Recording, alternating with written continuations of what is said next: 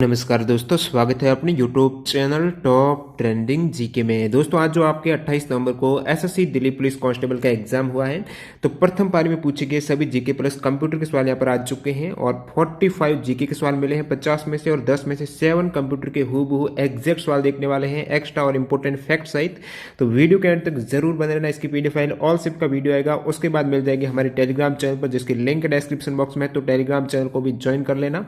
तो चलिए कंटिन्यू कर लेते हैं। प्रथम पारी में पूछे गए जो भी जीके और आपके कंप्यूटर क्वेश्चन है, जिन भी कैंडिडेट ने सवाल व्हाट्सएप और टेलीग्राम पर सेंड किए उनको बहुत बहुत धन्यवाद। तो प्रथम पारी में यहाँ पर प्रदीप मीणा, राहुल अली, कुंदन सिंह, दीपक पवार, कुलदीप नायक, इंदिरा शर्मा, दिनेश हुक्माराम, जितेंद्र चौधरी, रजत, नवीन यादव और इरशाद खान, रोहित भाई ने सभी सवाल यहाँ पर वेरीफाई किए कॉल पर। तो इन सभी कैंडिडेट को बहुत बहुत धन्यवाद। तो चलिए कंटिन्यू करते हैं। प्रथम पारी में पूछे गए जो भी जीके के सवाल और कंप्यूटर के क्वेश्चन हैं, और वीडियो कंटिन्यू करें उससे पहले मैं आपको बता दूं, अनअकैडमी आपके लिए लेके आया है एसएससी चैंपियन लीग का फिनाले, जो कि प्रत्येक मंथ 30 तारीख को कंडक्ट होता है, जिसमें आपकी फ्री मॉक टेस्ट रहेगा सभी सब्जेक्ट का। साथ ही साथ आपको यदि अच्छी रैंक आएगी तो प्राइज भी मिल जाएगा। तो ये आपके फिनाले होने वाला है नेक्स्ट 30 नवंबर को, और इसमें आपके फिनाले में ऑब्जेक्टिव टाइप से टोटल 100 क्वेश्चन, 60 मिनट का समय, जिसमें रीजनिंग, जीए, क्वांट और इंग्लिश के क्वेश्चन है। नेगेटिव मार्किंग भी रहेगी, और 1 से लेकर 5 तक रैंक वालों को यहाँ पर स्कॉलरशिप और प्राइज भी दिया जाएगा। और यदि आप टीटीजी के कूपन कोड अप्लाई करते हो तो डिस्क्रिप्शन बॉक्स में जो इसकी रजिस्ट्रेशन की लिंक है एनरोलमेंट करने के, जहां से फ्री आपके एनरोल हो जाएगा, और 10% यदि आप प्लस सब्सक्रिप्शन लेते हो तो इस कोड से आपको 10% का स्पेशल डिस्काउंट भी मिल जाएगा। तो चलिए कंटिन्यू करते हैं। प्रथम पारी में पूछे गए सभी क्वेश्चंस और उनके आंसर। तो आपके सवाल आ रहा है जीके का, आईपीएल का प्रथम संस्करण किस टीम ने जीता था? तो आपको पता होना चाहिए जो प्रथम एडिशन था आईपीएल का वो 2008 में हुआ था, जहां पर राजस्थान रॉयल चैंपियन रही थी। तो ये अप्रैल 2008 से जून 2008 तक हुआ था। और अभी आपकी जो लेटेस्ट 2020 में इंडियन प्रीमियर लीग हुआ है, आईपीएल 13 जो एडिशन है वो आईपीएल 13वां संस्करण है, जिसकी विजेता टीम है मुंबई इंडियंस है, जो कि मोस्ट सक्सेसफुल टीम आ जाए कि सबसे ज्यादा आईपीएल टाइटल कौन सी टीम के पास है, तो वो है मुंबई इंडियंस है, 5 टाइटल। 2022 का जो कॉमनवेल्थ गेम्स है वो कहां पर आयोजित होने वाले हैं? तो राष्ट्रमंडल खेल 2022 में होस्ट होंगे इंग्लैंड में, बर्मिंघम इंग्लैंड में आयोजित होने वाले हैं। इससे पहले 2018 में कॉमनवेल्थ गेम जो आयोजित हुए थे वो गोल्ड कोस्ट, क्वींसलैंड, ऑस्ट्रेलिया में आयोजित हुए थे। 2011 की जनगणना के अनुसार सबसे कम जनसंख्या किस राज्य की है? तो 2011 की जनगणना के अनुसार सबसे कम जनसंख्या सिक्किम की है। केंद्र शासित प्रदेश की बात करूं तो सबसे कम जनसंख्या लक्षद्वीप की हो जाएगी, सबसे ज्यादा जनसंख्या उत्तर प्रदेश, सेकंड महाराष्ट्र, फिर बिहार की है। और यदि मैं बात करूं जनसंख्या घनत्व की, जन घनत्व की, तो सबसे ज्यादा जन घनत्व यानी कि 1 किलोमीटर वर्ग स्क्वायर है जो, उसमें कितने लोग सबसे ज्यादा रहते हैं? तो वो सबसे ज्यादा जन घनत्व है 1106 व्यक्ति रहते हैं पर स्क्वायर किलोमीटर में। बिहार का सबसे कम अरुणाचल प्रदेश का है, 17 व्यक्ति पर स्क्वायर किलोमीटर में रहते हैं। और बहुत से कैंडिडेट कल वाले वीडियो में कमेंट किया था कि हम कैसे विश्वास कर ले कि आप जो क्वेश्चंस बता रहे हैं वो 100% रियल है। एक तो आप जो कमेंट आएंगे सारे आप देख सकते हो पॉजिटिव कमेंट है, जो भी स्टूडेंट ने एग्जाम दिया वो बता देंगे आपको ये सभी क्वेश्चंस रियल है। सेकंड, आपको विश्वास करने का यही तरीका कि जब भी आपका एग्जाम होता है तो उस समय चैनल पर एक बार विजिट करके आपके शिफ्ट में पूछे गए सवाल जरूर वीडियो में देख लेना। यदि आपके 100% रियल सवाल मिले तो आने वाले, क्योंकि अभी जो भी एग्जाम हो रहे हैं ऑनलाइन हो रहे हैं, तो आने वाले एग्जाम पर आप विश्वास कर सकते हो। बाकी सभी कैंडिडेट को, बहुत सारे कैंडिडेट अभी जो नए जुड़ रहे हैं उनको वो कमेंट कर रहे हैं, बाकी जो भी पुराने सब्सक्राइबर हैं उन सभी को पता है यहाँ पर सभी 100% रियल और क्वालिटी युक्त कंटेंट रहता है, जो क्वेश्चंस आए हुए रहते हैं। 2024 में समर ओलंपिक कहां पर होगा? तो राष्ट्रमंडल खेल और ओलंपिक दोनों से सवाल था। 2024 का जो समर ओलंपिक है वो पेरिस फ्रांस में होने वाला है। और इससे पहले जो आपकी 2020 में समर ओलंपिक होना था, जो कि रीशेड्यूल कर दिया है कोविड-19 के कारण, 2021 में टोक्यो जापान में होगा। और फिर आपकी 2028 में समर ओलंपिक कहां पर होगा? वो यूनाइटेड स्टेट, लॉस एंजल्स और कैलिफोर्निया में होने वाला है। ये तो समर ओलंपिक हो गया। मैं बात करूं विंटर ओलंपिक की, तो 2018 में कहां पर हुआ था? तो साउथ कोरिया में। और नेक्स्ट 2022 में विंटर ओलंपिक होगा बीजिंग, चाइना में।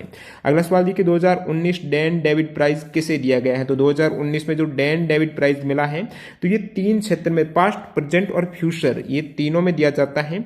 और इसमें $1 मिलियन डॉलर की, अमेरिकी डॉलर के 3 पुरस्कार होते हैं। जिसमें मैं बात करूं 2019 में जो पास्ट का दिया गया है वो मैक्रो हिस्ट्री में दिया गया है केनेथ पोमर्जा, संजय सुब्रमण्यम को।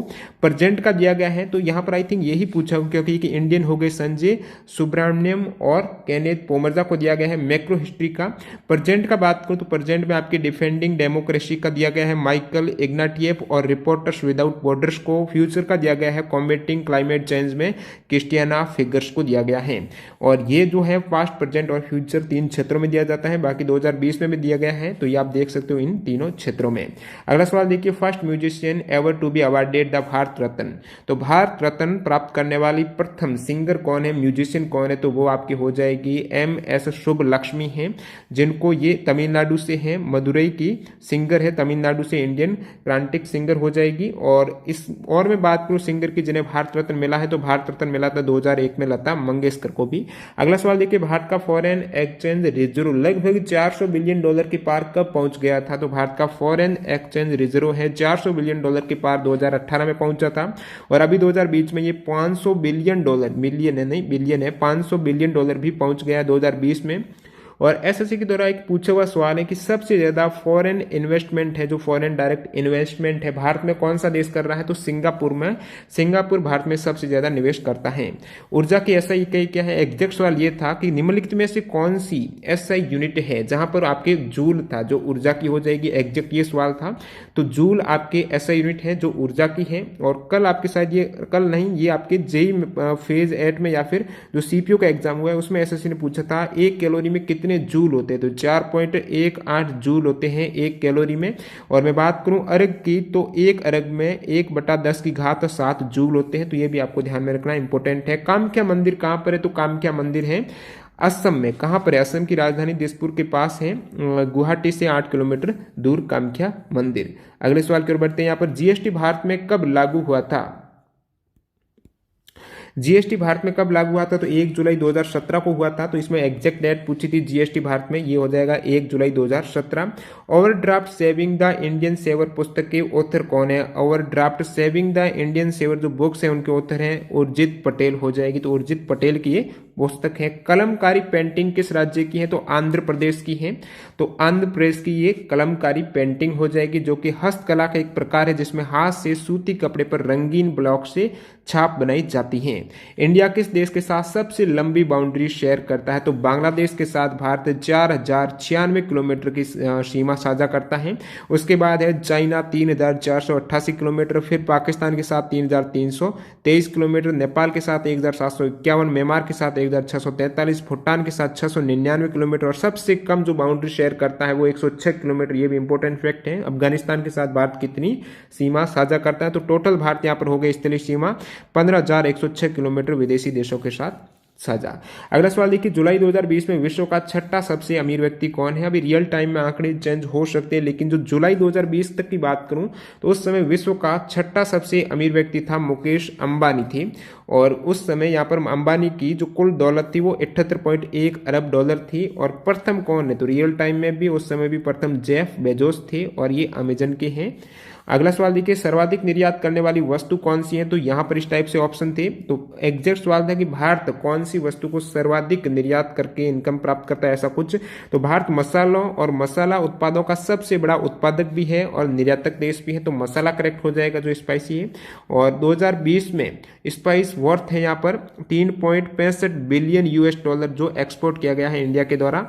अगला सवाल देखिए, प्रधानमंत्री सुरक्षा बीमा योजना के तहत कितने रुपए तक का अधिकतम बीमा कवर मिल सकता है एक्सीडेंट के केस में, तो इस स्कीम के तहत 2 लाख रुपए तक का दुर्घटना बीमा क्लेम मिलता है। और इसमें क्या होता है, यदि एक्सीडेंट में मौत हो जाए या फिर पूरी तरह से अपंग हो जाए उस केस में 2 लाख रुपए का मिलेगा, और आंशिक रूप से अपंग होने पर 1 लाख रुपए का बीमा कवर मिलने वाला है। और इसमें जो PMSBY है, प्रधानमंत्री सुरक्षा बीमा योजना, वो 18 से 70 साल तक की उम्र के भारतीय लोग लाभ ले सकते हैं। इस स्कीम का सालाना प्रीमियम रहता है वो महज 12 रुपए सालाना प्रीमियम जमा कराना है, और इस स्कीम में आप हिस्सा ले सकते हो।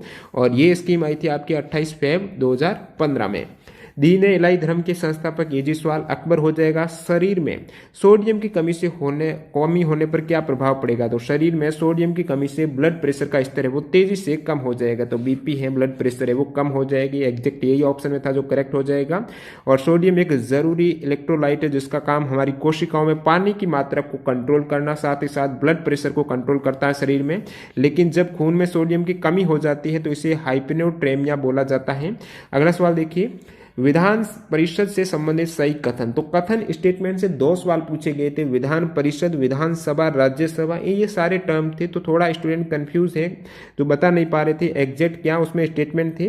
तो विधान परिषद से संबंधित मैं सही स्टेटमेंट की बात करूं तो ये आपके एक स्थायी हो जाएगा। राज्य विधानमंडल के अंतर्गत उच्च सदन के रूप में विधान परिषद की स्थापना की जाती है, कभी भंग नहीं होता है।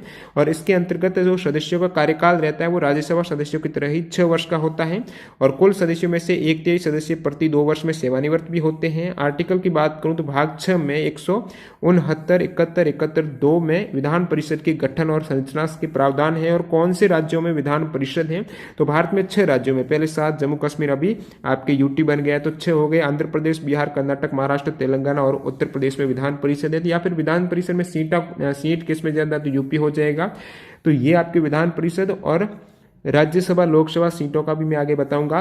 22 जून 1897 को रैंड को गोली मारकर हत्या करने के कारण किन को फांसी दी गई है, तो 22 जून 1857 को रैंड को जो गोली मारकर हत्या की थी वो चापेकर बंधुओं ने की थी और उस हेतु इनको फांसी दी गई है। चापेकर बंधु में कौन है, दामोदर हरि चापेकर, बालकृष्ण हरि चापेकर और वासुदेव हरि चापेकर। इनको संयुक्त रूप से कहा जाता है चापेकर बंधु। आपके ऑप्शन में चापेकर बंधु था जो करेक्ट हो जाएगा।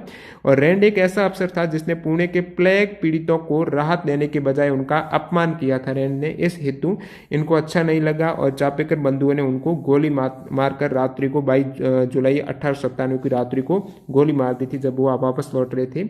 अगला सवाल देखिए, 2020 ऑस्ट्रेलियन ओपन वुमेन सिंगल्स विजेता। तो 2020 में जो ऑस्ट्रेलियन ओपन वुमेन सिंगल महिला एकल की विजेता हो जाएगी चैंपियन सोफिया केनिन है, यूनाइटेड स्टेट की खिलाड़ी है। मेंस एकल में नोवाक जोकोविच हो जाएगा और डबल्स में राजीव राम और जोए सैलिसबरी। अगला सवाल देखिए, गांधी जी ने जो नमक वाली है दांडी यात्रा कहां से शुरू की थी, तो ये आपके हो जाएगा ऐतिहासिक सत्याग्रह दांडी सत्याग्रह है। ये कार्यक्रम गांधी जी समेत 78 लोगों के द्वारा साबरमती आश्रम से इन्होंने शुरू की थी जो अहमदाबाद गुजरात के पास है। और ये समुद्र तटीय गांव दांडी तक चला था, ये भी दांडी गांव भी गुजरात में है। पैदल यात्रा करके 6 अप्रैल 1930 को नमक हाथ में लेकर नमक विरोध कानून का भंग किया था। तो ये आपके 12 मार्च 1930 से लेकर 6 अप्रैल 1930 तक दांडी यात्रा थी। अगला सवाल देखिए, 13 अप्रैल 1919 को जलियांवाला बाग हत्याकांड कहां पर हुआ है, तो ये अमृतसर में हुआ है, जो पंजाब की सिटी अमृतसर है। वहां पर रोलेट एक्ट का विरोध करने के लिए एक सभा हो रही थी जिसमें जनरल डायर नामक एक अंग्रेजी अफसर ने अकारण उस सभा में उपस्थित भीड़ पर गोलियां चला दी थी। तो ये है जलियांवाला बाग हत्याकांड जो 13 अप्रैल 1919 को अमृतसर में हुआ था। एपीस्टार 6D उपग्रह किस देश ने लॉन्च किया है, तो चाइना करेक्ट हो जाएगा। एपीस्टार 6D जो सैटेलाइट है जिसका लक्ष्य लगभग 50 GB पर सेकेंड की क्षमता वाले हाई स्पीड कम्युनिकेशन प्रदान करना है।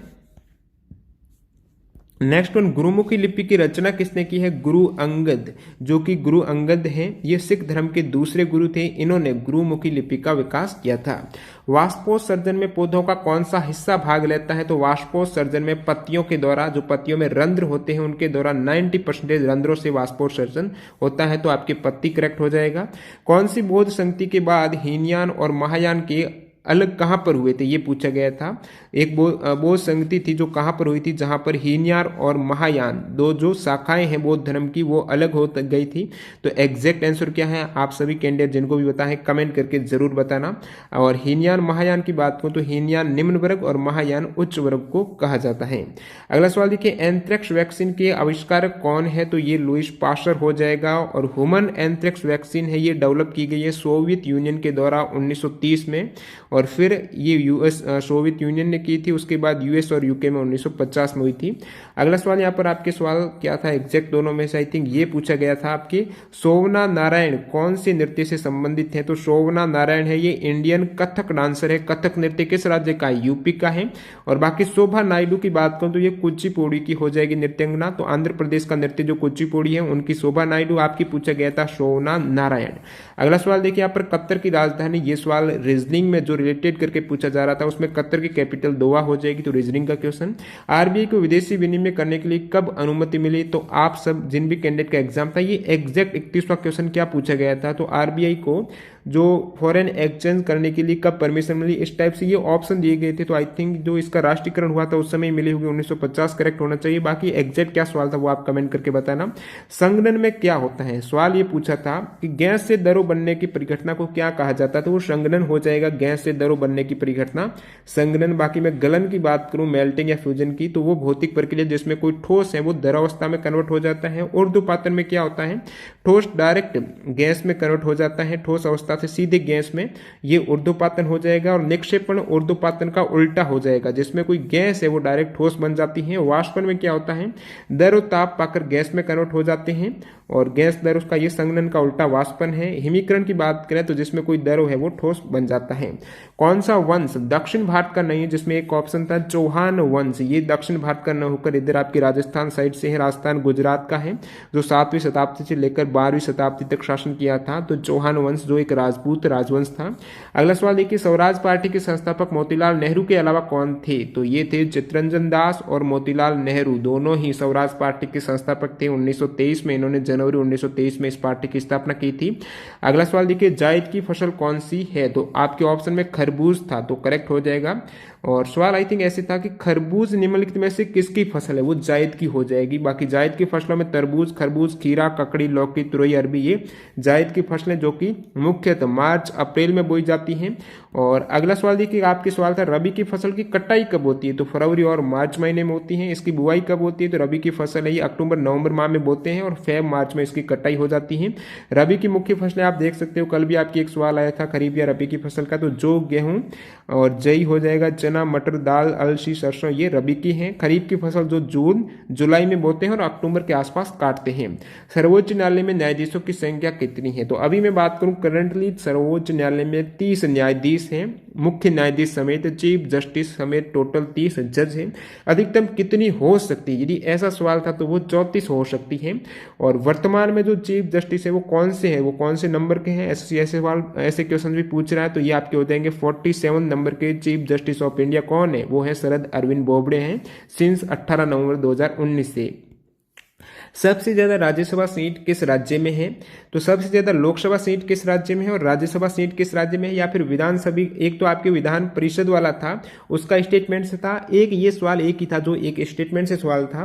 तो एग्जैक्ट क्या सवाल था, ऑप्शन क्या थे वो बता सकते हो आप। सबसे ज्यादा राज्यसभा की सीट आपको पता होना चाहिए, यूपी में 31 है, उसके बाद महाराष्ट्र में 19 है, फिर तमिलनाडु में 18। सबसे ज्यादा लोकसभा सीट भी यूपी में 80 है, उसके बाद महाराष्ट्र में 48। सबसे पुराना हाईकोर्ट कौन सा है, तो ये आपको पता होना चाहिए, कलकत्ता हाईकोर्ट है, स्थापना 2 जुलाई 1862 को हुई थी। और ये आपकी स्वास्थ्य बीमा डेथ पर कितने रुपए, ये सवाल हो चुका है। उपराष्ट्रपति राज्यसभा का क्या होता है, तो सवाल इसमें ये उल्टा पूछा था कि पदेन सभापति कौन होते हैं, तो वो उपराष्ट्रपति हो जाएगा, जो कि अनुच्छेद 64 में वर्णित है। पदेन उपराष्ट्रपति जो राज्यसभा का पदेन सभापति होगा, ये अनुच्छेद 64 में है। और 89 है ये जो आपकी राज्यसभा है उनके सभापति के बारे में वर्णन करता है, 89 वाला अनुच्छेद है। और पदेन सभापति होगा, ये अनुच्छेद 64 हो जाएगा। और भारत के संविधान का अनुच्छेद 63 उत्पन्न करता है कि भारत का एक उपराष्ट्रपति होगा। बनारस हिंदू यूनिवर्सिटी की स्थापना किसने की थी, तो ये स्थापना की थी, इनके फाउंडर थे मदन मोहन मालवीय थे, इनके साथ साथ एनी बेसेंट है, रामेश्वर सिंह है, सुंदर लाल है, ये सभी इनकी स्थापना की थी। स्थापना 1916 में हुई थी। एसएससी के द्वारा पूछा हुआ सवाल है, महात्मा गांधी ने किस विश्वविद्यालय के उद्घाटन में गए थे, तो ये 1916 में गए थे, बनारस हिंदू यूनिवर्सिटी में इन्होंने भाषण दिया था।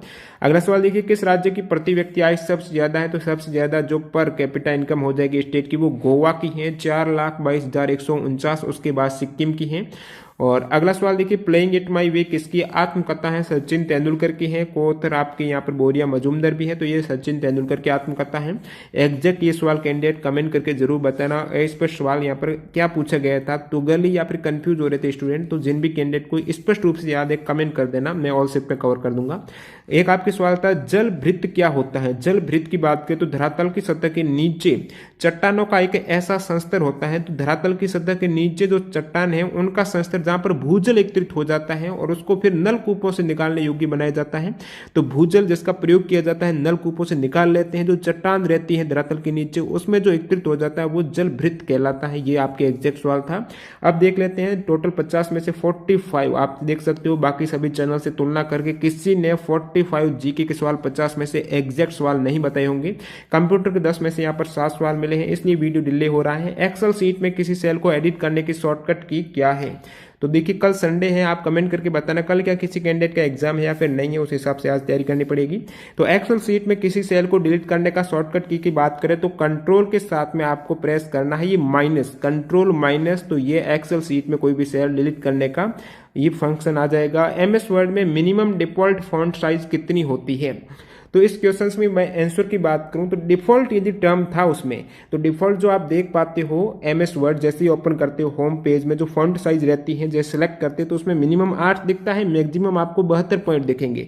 बाकी आप कर तो 1 तक कर सकते हो, मैन्युअली तो आप कर सकते हो, उसमें यदि 1 करेंगे तो आपकी सॉरी तो उसमें आपके 1 हो जाएगा। मैन्युअली आप करेंगे डिफॉल्ट फॉन्ट साइज तो 8 होती है, लेकिन मैन्युअली कम से कम 1 हो सकती है। अधिकतम फॉन्ट साइज है मैन्युअली 1638 हो सकती है, लेकिन उसमें जो दिखता है वो 72 और 8 है। तो किस टाइप से ऑप्शन थे उसके अकॉर्डिंग हो जाएगा। आपकी एक कल भी फॉर्मूले से सवाल था, आज भी यहाँ पर एक एक्सेल का फॉर्मूला दिया गया था इस टाइप से, उसका सॉल्यूशन पूछा था। मोडेम का फुल फॉर्म मॉड्यूलेटर मॉड्यूलेटर हो जाएगा मोडेम की फुल फॉर्म। एक आपके सवाल था एमएस वर्ड में टेबल में कितने कॉलम या फिर रो होते हैं, तो ये स्टेटमेंट से सवाल था, एग्जैक्ट क्या था बाकी मैं बात करूं एमएस वर्ड का था ना कि एक्सेल का नहीं था ये।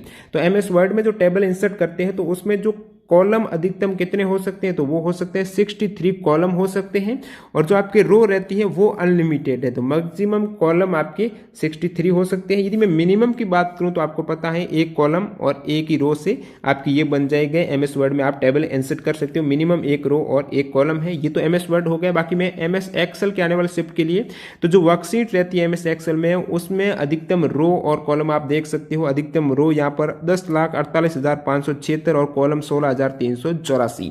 अगला सवाल देखिए एमएस एक्सेल में सेल को कैसे निरूपित करते हैं।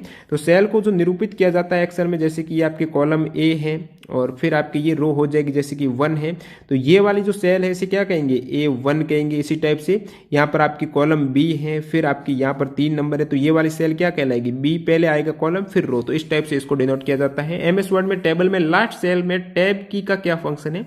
सवाल यहाँ पर भी उल्टा इस प्रकार से पूछा गया था, जो एमएस वर्ड में वर्ड हो एक्सेल हो दोनों में एक ही फंक्शन रहेगा टेबल में जो टैब की का, तो उसमें पूछा गया था यदि आप लास्ट सेल है ये वाली, तो एमएस वर्ड में ही लास्ट होगी ये वाली कॉलम की, तो उसमें यदि आप टैब की, उसमें ऐसा पूछा गया था लास्ट सेल से अगली रो में आने के लिए कौन सी की प्रेस करेंगे, तो आप टैब की लास्ट सेल में जो भी आपके कर्सर है उसको यहां पर लेना चाहते हो टैब की प्रेस करेंगे तो नेक्स्ट रो में वो आ जाएगा, नेक्स्ट रो की प्रथम सेल के अंदर। तो ये आपके कंप्यूटर के 10 में से 7 क्वेश्चन हो गए, बाकी 50 में से 45 जीके के सवाल भी कवर हो गए हैं। वीडियो पूरा देखने के लिए आपका बहुत बहुत धन्यवाद। मिलते हैं आई थिंक आज मैं सेकंड शिफ्ट का भी अलग अलग वीडियो डाल दूंगा, सेकंड और थर्ड शिफ्ट का, तो जरूर देख लेना। धन्यवाद।